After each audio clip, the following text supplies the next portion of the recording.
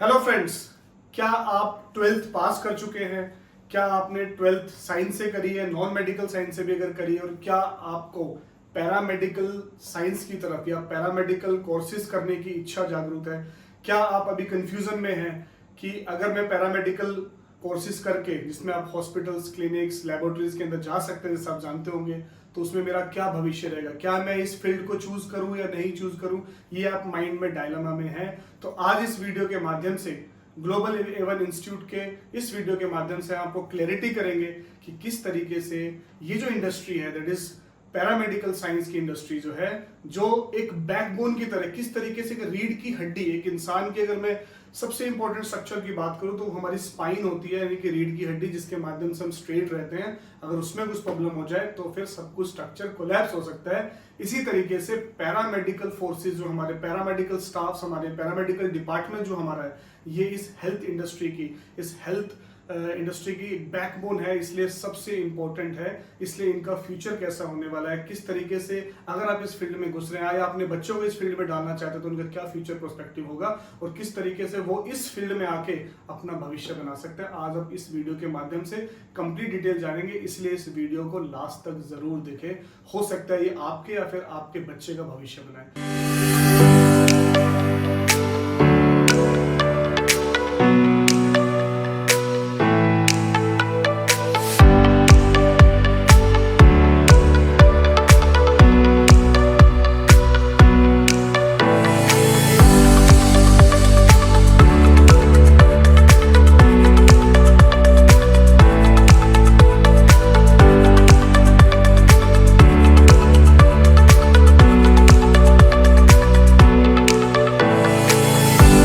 Hello friends, I am Dr. Sunil Saini, Chairman Global A1 Institute.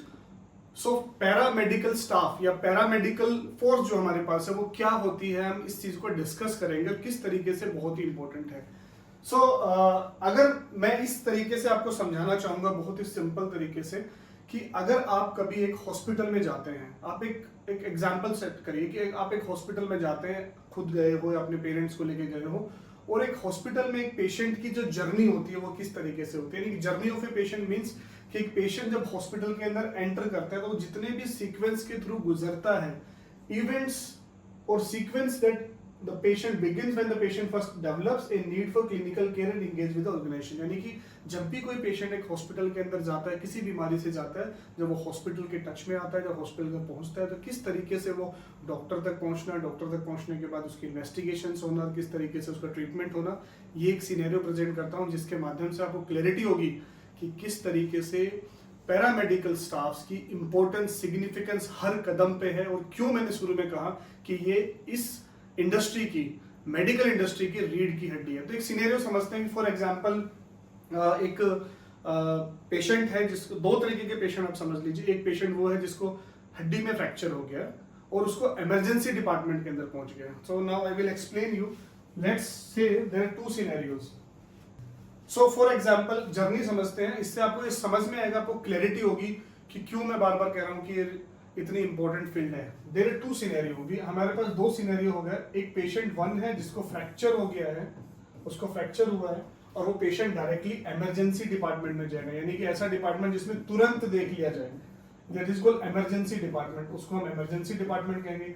उसी तरीके से एक दूसरा पेशेंट है जिसको सिर्फ कमर में दर्द है और वो कहां दिखाने जाएगा, ओपीडी में, तो that is called out patient department. तो सबसे पहले दोनों सिनेरियो के अंदर पेशेंट, ये आप समझ सकते हैं, सबसे पहले हमें रिसेप्शनिस्ट के पास जाना पड़ेगा, वहां पे रिसेप्शन होगा, वो हमें रिसीव करेगा, वो हमारी ओपीडी बनाएगा या इमरजेंसी की हमारी टिकट करेगा, रजिस्ट्रेशन करेगा। तो टू सिनेरियो, एक के अंदर पेशेंट इमरजेंसी डिपार्टमेंट में आया है, जैसे इमरजेंसी में डिपार्टमेंट में पेशेंट आया, हो सकता है उसको फ्रैक्चर हो गया हो, तो डॉक्टर ने उनको इमरजेंसी में देखा, इसलिए यहाँ पे जो उनको संभालने वाले फोर्स होंगे वो भी एक टेक्निकल स्टाफ होगा, उसको हम इमरजेंसी मेडिकल टेक्नीशियन बोलते हैं। अब यहाँ पे आके डॉक्टर ने उन पेशेंट को देखा और डॉक्टर ने इन्वेस्टिगेशन लिख दी कि आपको, हमें ऐसा लग रहा है कि आपको फ्रैक्चर है, तो डॉक्टर ने बोला कि आप एक्सरे करा लीजिए। तो यहाँ पे पेशेंट को एक्सरे हो गया। एक्सरे कौन करेगा, एक्सरे टेक्नीशियन। अब यहाँ पे जब पेशेंट, डॉक्टर ने फ्रैक्चर देखा, फिर डॉक्टर ने कहा कि आपको ऑपरेशन की जरूरत है, इसलिए आपको एडमिट होना पड़ेगा। अब आपको एडमिशन जब डिपार्टमेंट में चलेंगे तो उसको हमने बोल दिया आईपीडी डिपार्टमेंट। तो यहाँ पे आपकी सारी केयर कौन करेगा, यहाँ पे सारी केयर करेगा नर्सिंग स्टाफ, तो नर्सिंग एक टेक्नीशियन हो गया, नर्सिंग स्टाफ हो गया।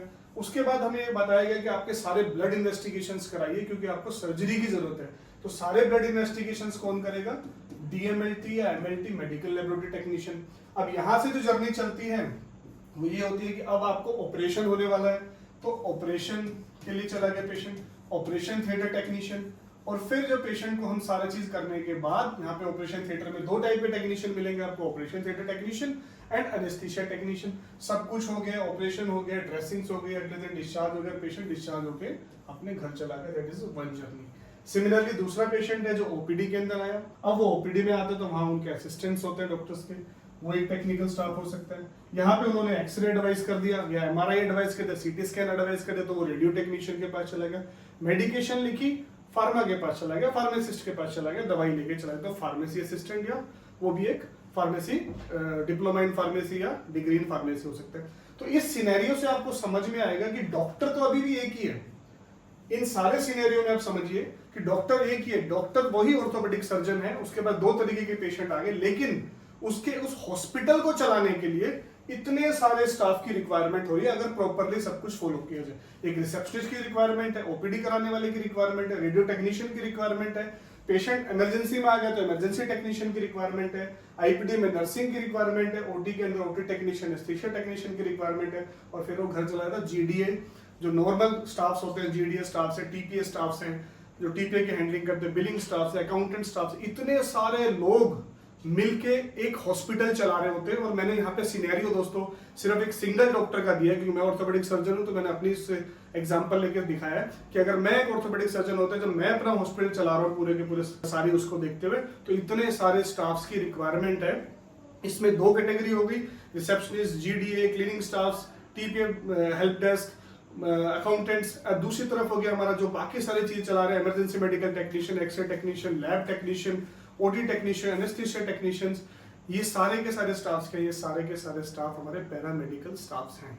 सो मैं उम्मीद करता हूं कि आपको इस चीज से माइंड में क्लैरिटी होगी कि यार ये जो पैरामेडिकल कोर्सेज है जो मैं करने की सोच रहा हूँ, इससे मेरा फ्यूचर तो है, यानी कि हर डॉक्टर को इनकी रिक्वायरमेंट है, हर डॉक्टर को आपकी रिक्वायरमेंट अगर आप एक कोर्स करते हैं, हर छोटे से छोटे क्लिनिक को आपकी रिक्वायरमेंट है, हर छोटे से बड़े हॉस्पिटल तक की आपकी रिक्वायरमेंट है, कॉर्पोरेट तक की आपकी रिक्वायरमेंट, डायग्नोस्टिक सेंटर्स तक की आपकी रिक्वायरमेंट है। इसीलिए एक पेशेंट की जर्नी में पैरामेडिकल स्टाफ्स की इतनी बड़ी इंपॉर्टेंस है कि डॉक्टर एक ही है लेकिन वो इन सब के बिना अपना अस्पताल नहीं चला सकता। मैं ऑर्थोपेडिक सर्जन हूं, मैं इन सब की मदद के बिना अपना हॉस्पिटल सिंगल नहीं चला सकता। मैं एक्सरे नहीं कर सकता, जाके एक्सरे करूं, लैब करूं, ओटी करूं, सारा पॉसिबल नहीं है। इसलिए मेरी टीम मुझे चाहिए। इसलिए आप सोच सकते हो एक डॉक्टर 10 लोगों को एम्प्लॉय कर रहा है, तो जो बड़े हॉस्पिटल है जहाँ पे 100 डॉक्टर होते हैं, 1000 पैरा स्टाफ वहाँ पे काम कर रहे होते हैं। और आप इस सिनेरियो को समझ सकते हो, बड़े बड़े hospital, Artemis, Medanta, Fortis, Apollo hospitals, इतने बड़े हॉस्पिटल्स में इतने ज्यादा पैरामेडिकल स्टाफ, इतने ज्यादा ग्राउंड स्टाफ काम कर रहा होता है, इसलिए इसका फ्यूचर बहुत ज्यादा ब्राइट है। Now what are the various paramedical fields. अब बात करते हैं कौन सी पैरामेडिकल फील्ड्स है। वैसे बहुत सारी वीडियोस आपको मिल जाती है, इसमें कहते हैं कि टॉप पैरामेडिकल फील्ड, टॉप ये है, टॉप वो है, लेकिन मैं मानता हूँ सारे फील्ड्स अपने लेवल में बहुत बेहतरीन है। स्टार्टिंग में आपको घुसना है कहाँ पे, आने वाली वीडियोस में मैं बहुत क्लैरिटी के साथ आपको बताऊंगा एक एक फील्ड के बारे में कि आप जो अगर इस फील्ड का सोच रहे हैं तो इसका क्या प्रोस्पेक्टिव है, इसका क्या भविष्य है, दूसरे फील्ड का क्या भविष्य है। लेकिन इन शॉर्ट जो हमारे पैरामेडिकल कोर्सेज होते हैं उनके अंदर सबसे इंपॉर्टेंट नर्सिंग, जिसमें हम जीएनएम हो सकते हैं, नर्सिंग असिस्टेंट हो सकते हैं, बीएससी हो सकते हैं, और इससे आगे भी बढ़ के बाद में आप एक स्पेसिफाइड चीज में भी जा सकते हैं जो हम आने वाली वीडियो में बताएंगे। Second course is laboratory technician course, DMLT कर सकते हैं, बीएमएलटी कर सकते हैं, अपना डायग्नोस्टिक सेंटर चला सकते हैं, कहीं और पे काम कर सकते हैं। Third is radiological technician. Radiological technician X ray, ultrasound, CT, MRI, इतनी सारी चीजें आप कर सकते हैं। दुनिया भर के डायग्नोस्टिक सेंटर खुल रहे हैं जिसमें इसलिए इस वर्कफोर्स की बहुत ज्यादा रिक्वायरमेंट होने वाली है। Fourth is operation theatre technician. मैंने अभी आपको दिखाया किस तरीके से ऑपरेशन थिएटर टेक्नीशियन की रिक्वायरमेंट होती है। इसी तरीके से एनेस्थीसिया टेक्नीशियन, ओटी के अंदर एनेस्थीसिया टेक्नीशियन गाइड करेगा, मशीनरीज को, सारे इक्विपमेंट्स को वो करेगा, पेशेंट को बेहोश करने में, हेल्प करवाने में, बाकी सारी चीजों का डॉक्टर की हेल्प करेगा एनेस्थीसिया को। कार्डियोलॉजी टेक्नीशियन, आज के टाइम में कार्डियोलॉजी हर जगह में बहुत ज्यादा डेवलप हो रही है, बहुत सारे कार्डियोलॉजिस्ट हमारे देश में बन चुके हैं, इसलिए cardio technician, ECG, echo, TMT, cath labs के अंदर उनकी रिक्वायरमेंट है। छोटे छोटे शहरों के अंदर कैथ लैब आ चुकी है। Dialysis technician, optometry technician, audiometry and speech therapist, इसी तरीके से फिजियोथेरेपिस्ट, इसमें आप डिग्री डिप्लोमा कोर्सेज कर सकते हैं। और इमरजेंसी मेडिकल टेक्नीशियन, ये एम्बुलेंसेस में काम करते हैं, बसेस सर्विसेज में काम करते हैं, एयरलिफ्टिंग में काम करते हैं। तो इमरजेंसी मेडिकल टेक्नीशियन का भी भविष्य इस देश के अंदर बहुत ज़्यादा ब्राइट है। ये मैंने इन शॉर्ट मेन कोर्सेज का बताया। इसके अलावा भी बहुत सारे एडिशनल कोर्सेज होते हैं, लेकिन ये main correct additional courses 12 to 13 courses हैं जिनकी डिमांड बहुत ही ज़्यादा रहती है। इसलिए इनमें आप अपना भविष्य डेफिनेटली बना सकते हैं। अब मुद्दा ये आता है, चलो ठीक है सर आपने बता दिया भविष्य बना सकते हो, लेकिन मैंने मान लो अपने बच्चों को डाल लिया है, फिर मैंने अपनी पढ़ाई कर ली, अगर कोई स्टूडेंट देख रहा है तो, अगर कोई पेरेंट्स देख रहा है तो मेरे बच्चे की क्या एक्सपेक्टेड सैलरी मैं कर सकता हूँ कि इतना हो सकता है। तो आज मैं जो आपको एवरेज प्रेजेंट कर रहा हूँ ना, ये मेरी तरफ से नहीं है कि मैं अपने हॉस्पिटल में क्या दे रहा हूँ, मैं उस चीज की बात नहीं कर रहा, मैं डाटा बोल रहा हूँ। जो स्टैट्स डाटा जो है पूरा का पूरा नेशनल सेंटर से लिया गया, उस डाटा के हिसाब से आपको यूजुअली, अगर आपने डिप्लोमा कर रखा है और अच्छी जगह से किया और आपने प्रैक्टिकल थिंग बहुत अच्छी लगी, इसमें बहुत इंपॉर्टेंट है कि आप डिग्री डिप्लोमा लेके घर बैठे और आपने टेक्निकल चीज नहीं करी है तो फिर फायदा नहीं है। ये बहुत क्लैरिटी होनी चाहिए कि जी मैंने तो डिग्री ले रखी है, मैंने डिप्लोमा ले रखा, आता कुछ भी नहीं है, उस फोर्स की मैं बात ही नहीं कर रहा। इसलिए एम्प्लॉयमेंट इस देश में बहुत है, पर उस लेवल के लोग नहीं मिल पा रहे हैं। हम हॉस्पिटल में नौकरियां देने को बैठे हुए, लेकिन वो क्वालिफिकेशन उस लेवल की होनी चाहिए, सिर्फ डिग्री से नहीं आपको काम भी आना चाहिए। So starting salary for diploma I think is 20 to 25,000। 2 साल का डिप्लोमा करने के बाद 20 से 25,000 की सैलरी यूजुअली स्टार्ट होता है। डिग्री कोर्सेज करने के बाद यूजुअली 25 से 30,000, इवन इससे भी बेटर जा सकते हैं। और आगे में जो मैं स्टैट्स प्रेजेंट कर रहा हूँ, ये पूरा का पूरा स्टैटिस्टिक्स है। Average salary of paramedics government side से लिया गया, जिसमें पोजीशंस के हिसाब से बताया गया किस तरीके से एक्सेट एक्विजिशन की annual salary is 5,50,000, anaesthetic technician is 6 lakh, physiotherapist is 6 lakh minimum, nurse, इसलिए नर्सिंग का सबसे टॉप पे चलता है, 8,70,000 is an average salary, and medical lab technician is almost 5 lakh annual salary, यानी कि 40 to 50,000 पर मंथ आप ले रहे हो। आगे में जाके आप कितना डेवलप कर रहे हो अपने आप को, ये आप पे डिपेंड करता है, क्योंकि इसके आगे भी कोर्सेज खत्म नहीं होते हैं। ये तो सिर्फ आपका बेस लेवल हो गया, जैसे हमने एमबीबीएस किया, फिर हमने एमएस कर लिया, वो स्पेशलिस्ट बन गए। इस तरीके से इन सारे कोर्सेज के अंदर भी आप और स्पेशलाइजेशन की तरफ जाके और बेटर कर सकते हो। जैसे आप एक लैब टेक्नीशियन है, आपने आगे में जाके और बीएससी कर रखी है, फिर आपने आगे जाके माइक्रोबायोलॉजी में चले गए, हिस्टोपैथोलॉजी में चले गए तो स्पेसिफाइड हो गया। आपने रेडियोलॉजी करी तो पहले आप एक्सरे अल्ट्रासाउंड करे, फिर आप सीटी एमआरआई सीख के आप स्पेसिफाइड हो गए, तो फिर आपका ये चीज और बढ़ता चला जाता है। और बाद में आप क्वालिटी कंट्रोल्स कर सकते हो उसकी हेल्प से आप, और lab head, lab incharge, quality control incharge, बहुत सारे तमाम कोर्सेज हैं जिनके माध्यम से आपका भविष्य और बेटर हो सकता है। अब आते हैं व्हाई टू चूज पैरामेडिकल। चलो ठीक है, आपने स्टैट्स करके दिखा दिया ये हमें कोर्स करना चाहिए, लेकिन क्या इसका फ्यूचर भविष्य क्या है, इसलिए व्हाई टू चूज पैरामेडिकल। तो ये गवर्नमेंट का डेटा है जो कहते हैं कि paramedical course has become an integral and crucial part of health care sector. बहुत इंपॉर्टेंट, इसलिए paramedicals are required at every stage. ये गवर्नमेंट कह रही है, मैंने इसलिए कहा कि हर स्टेज पे इनकी रिक्वायरमेंट है। Health department, hospitals, diagnostic centres, clinics, आप जहां बात करो वहां पे गवर्नमेंट की इतनी सारी स्कीम्स हैं, उनके अंदर इनकी रिक्वायरमेंट है। And it's a job oriented medical profession. देखिए दोस्तों, अगर आपने टेक्निकल कोर्स कर लिया है तो ये जॉब ओरिएंटेड होता है। अगर आपने नॉर्मल चीजें कर रखी है, नॉन जॉब ओरिएंटेड कोर्सेज कर सकते हैं। आप डिग्री लेके बैठे हो लेकिन कोई जॉब नहीं मिल रहा, इसलिए डॉक्टर्स कोई जॉब लेस नहीं होता, टेक्निकल स्टाफ का भी जॉब लेस नहीं होता। इसलिए जॉब ओरिएंटेड मेडिकल प्रोफेशन है। Definitely it needs compassion to serve and help people. Dedication is very very important in this courses. And there is this, जो ये चीजें मैं बोल रहा हूँ, this has been proven by the stats. जो government के स्टैट्स हैं 2022 तक हो चुका है कि ये प्रोजेक्ट किया गया, this industry will reach at $272 billion. ये ऑलरेडी रीच हो चुकी है। एंड द CAGR यानी कि इसकी एनुअल ग्रोथ जो है 16 to 17% के रेट पे बढ़ रही है। हर साल दर साल ये 16 से 17% की ग्रोथ पे चल रहा है। और 2021 में ऑलरेडी 4.7 मिलियन पीपल्स को एम्प्लॉय किया, यानी कि नौकरी मिली है। The Indian health care sector has become one of the highest employer. इस लाइन से आप सोच सकते हो, गवर्नमेंट की साइड से ली गई है कि health care sector Indian government में नौकरी दिलवाने के अंदर, इंडिया के अंदर सब one of the highest employer है। सबसे ज्यादा नौकरियां देने में काम 2021 का स्टैट्स बोल रहा है। 4.7 मिलियन लोगों को नौकरियां इस कोर्सेज के माध्यम से पैरामेडिकल स्टाफ्स को मिली है, इसलिए नौकरियों की इसमें कोई कमी नहीं है। सो फ्यूचर में इन कोर्सेज का भविष्य बहुत बेटर है। एंड देखिए गवर्नमेंट का क्या प्लान है, the government is planning to give a credit incentive of 500 billion to boost this health care structure. Government already इस हेल्थ केयर स्ट्रक्चर के अंदर बहुत ज्यादा पैसा लगा रही है। आप जानते हैं अभी इन गवर्नमेंट ने आयुष्मान भारत वाले कॉन्सेप्ट के अंदर चला, हर बंदे के पास 5 लाख रुपए का कार्ड है तो हेल्थ फैसिलिटीज के अंदर वो जाएंगे, वहां पे रिक्वायरमेंट बढ़ेगी, हर छोटे से बड़े अस्पतालों के अंदर ये कार्ड्स की फैसिलिटी होगी, वो अच्छी फैसिलिटीज देंगे क्योंकि लोग खुद डिमांड करेंगे। तो जो हॉस्पिटल्स के पास स्टाफ कम भी होगा उनको एम्प्लॉय करना पड़ेगा अगले टाइम में, इसलिए आने वाले टाइम में इनका भविष्य और बेटर है। And health care is one of the India largest sector, सबसे बड़ा सेक्टर है, one of the largest in revenue, यानी कि वो गवर्नमेंट को रेवेन्यू देने में और एम्प्लॉयमेंट देने में, गवर्नमेंट को भी रेवेन्यू दे रहा है और एम्प्लॉयमेंट यानी कि नौकरियां भी जनरेट करने में ये one of the best sector है। इसलिए इस सेक्टर का बहुत बड़ा भविष्य है, आने वाले टाइम में बहुत बड़ा भविष्य है। एक बहुत ही डिसेंट जॉब है, डेडिकेटेड जॉब है, टाइम लेती है आपका, लेकिन आपको एक सोसाइटी के अंदर रिस्पेक्टफुल जॉब भी है, इसलिए one of the best career है। अगर आप अपने लिए देख रहे हैं 12th पास होने के बाद अगर असमंजस में है तो डेफिनेटली आप इसकी तरफ आ सकते हैं, और अगर आप एक बीइंग ए पेरेंट इसको देख रहे हैं तो भी आप हमारे पास आ सकते हैं, काउंसलिंग करा सकते हैं, बच्चे से डिस्कशन करा सकते हैं। And now I am honoured to introduce our global A1 institute of paramedical science, जिसका फर्स्ट बैच जुलाई 2024 के अंदर स्टार्ट होने जा रहा है। और इसकी ब्यूटी ये है कि ये जो कोर्सेज होंगे this is totally run by the doctors, doctors खुद पढ़ा रहे हैं। नाउ यू कैन अंडरस्टैंड, जब आपको स्पेशलिस्ट पढ़ा रहे होंगे तो आपका उस बच्चे का पढ़ाई का लेवल किस लेवल तक पहुंचेगा, और साथ में जब उनको उसके साथ में इमीडिएटली थ्योरी के बाद में जब प्रैक्टिकल होगा तो बच्चा किस लेवल पे जा सकता है। So let me introduce you to global A1 institute of paramedical science. So friends, हमने ओपन किया अपना global A1 institute of paramedical science in Pataudi and it is associated with our own hospital, global hospital and trauma centre Pataudi. आप जा सकते हैं, website पर जाकर research कर सकते हैं। Our very first batch is starting from July 2024।